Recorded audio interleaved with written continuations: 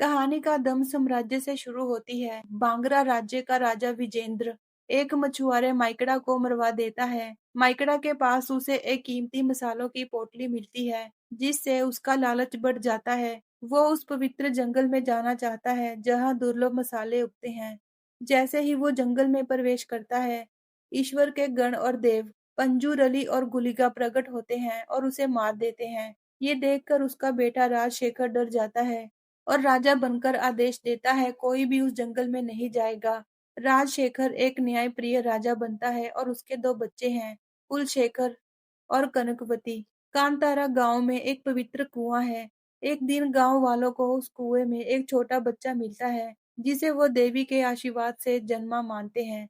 एक जनजाति की स्त्री उसे अपनाती है और उसका नाम रखती है बेरमे। बेरमे बड़ा होकर जंगल से बाहर निकलता है और बांग्रा राज्य के बंदरगाह तक पहुंच जाता है। बेरमे देखता है कि जंगल के मसालों को बाहर के लोग ले जाकर बदले में व्यापार में बेच रहे हैं। ये देखकर बेरमे फैसला करता है, वो अपने गांव वालों के लिए खुद मसाले उगाएगा और बेचेगा।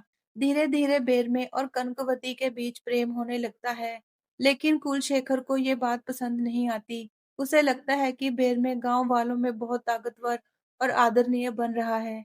गुस्से में कुलशेखर अपने सैनिकों को कांतारा की जनजाति को सजा देने के लिए भेजता है, लेकिन सैनिक हार जाते हैं।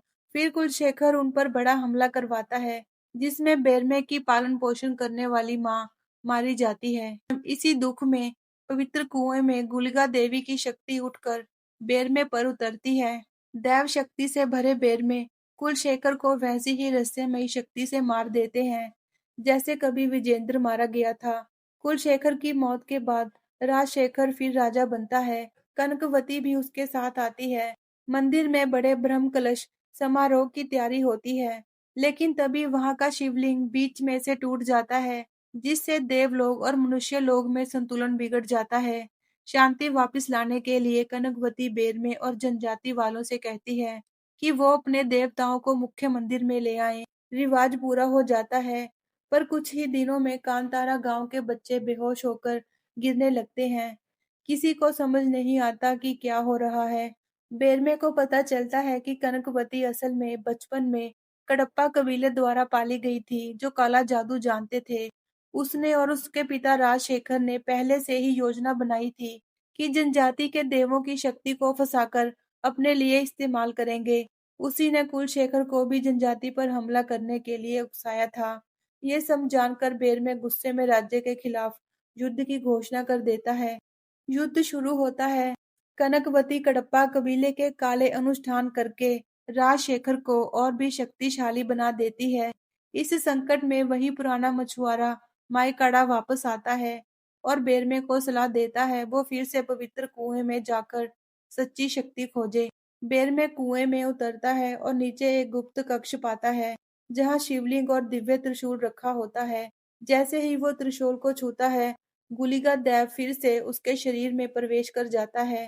इधर पंजुरली दैव राजशेखर के दुर्ग को घेरकर उसमें आग लगा देता है।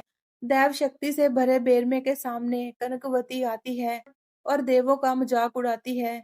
तभी गुलिका घोषणा करता है कि उसकी मृत्यु चामुंडी देवी के हाथों होगी, जो स्त्री शक्ति का रूप है। चामुंडी देवी बेरमे के शरीर में समा जाती है और वो दिव्य रूप से युद्ध करता है। अंत में बेरमे चामुंडी दोनों राजशेखर और कनकवती को मार देते हैं और भूमि में शांति लौट आती है। सब खत्म होने के बाद बेरमे उसी पवित्र कुएं में कूदकर गायब हो जाता है। इसी के साथ इस कहानी का एंड होता है। आपको ये वीडियो कैसी लगी, हमें कमेंट करके बताएं। मिलते हैं अगली वीडियो में।